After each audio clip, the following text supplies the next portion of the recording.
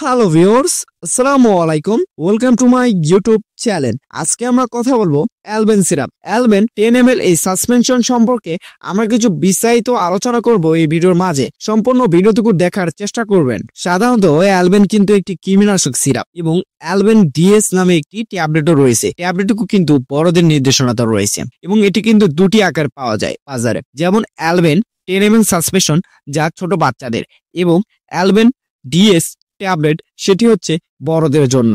এবং আজকে আমরা কথা বলতেছি অ্যালবেন 10 ml সাসপেনশন সম্পর্কে।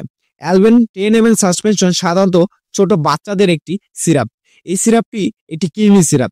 যদি আপনার বাচ্চার কোনো প্রকার কৃমি হয়ে থাকে তাহলে অবশ্যই কিন্তু আপনি এই কৃমি সিরাপটি সেবন করাতে পারেন আপনার বাচ্চাকে।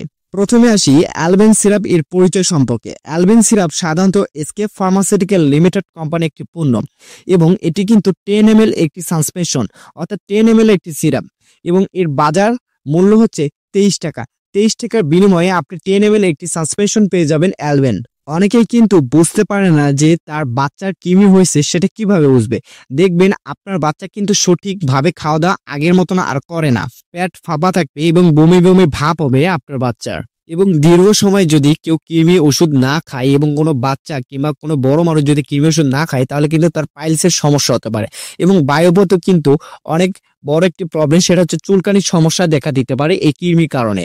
আপনি যদি এইসব লক্ষণ আপনার বাচ্চার মাঝে পান তাহলে অবশ্যই কিন্তু আপনার বাচ্চাকে কৃমি সিরাপটুকু সেবন করাতে হবে এবং তা অবশ্যই সঠিক নিয়মে সেবন করাতে হবে।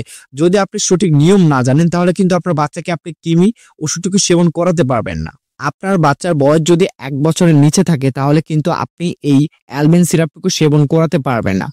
যদি আপনার বাচ্চার বয়স 2 থেকে 3 বছরের উপরে হয় এবং তাহলে কিন্তু আপনি এইটি সেবন করাতে পারেন। এবং 2 থেকে 3 বছর বয়সী শিশুদের জন্য অ্যালবেন সিরাপের খাওয়ার নিয়ম হচ্ছে 1 চামচ করে এখন খাওয়াবেন, আবার 7 দিন পরে 1 চামচ খাওয়াবেন। এভাবে আপনাকে খাওয়াতে হবে।